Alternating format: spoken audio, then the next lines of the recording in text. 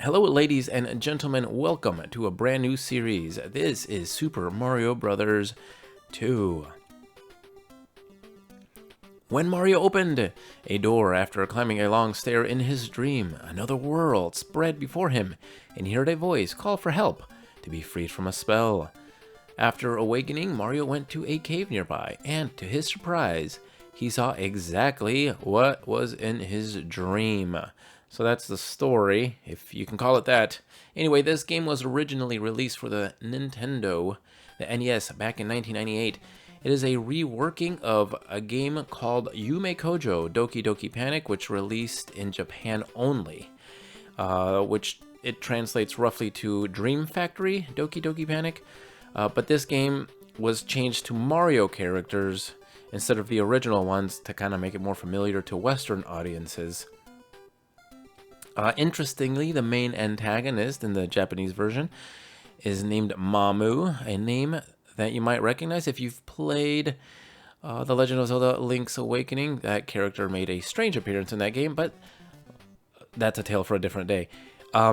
This game, in its form that we're going to be playing, did release in Japan eventually as Super Mario USA. Now, you'll notice that this is completely different from any other Mario game you've played, and that's because, again, it wasn't actually a Mario game. Super Mario Bros. 2, the real second game that was released as Super Mario Bros., is actually a game we now know as the Lost Levels. This game was apparently considered too difficult for Western audiences, so it was never released to Europe and North America.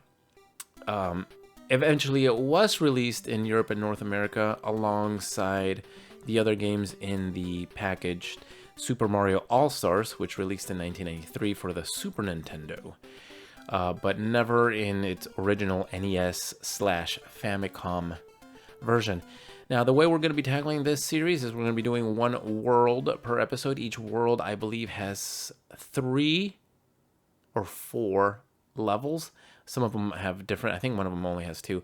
But basically, we're going to do one world. If it takes super short, it'll be super short. If it's super long, it'll be super long. But that's how it's going to be.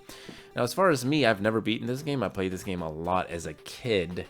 I had an NES, and I had Super Mario Brothers and Super Mario Brothers 3. But I was missing this one, and it was really hard to find in Mexico, where I lived at the time, when I was a kid.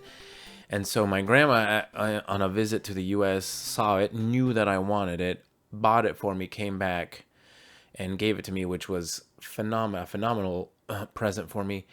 I did, like I said, play it a lot as a kid, but I never beat it. And you'll see why. I'll kind of explain it. It's kind of different. There's no timer. It's just such a different game.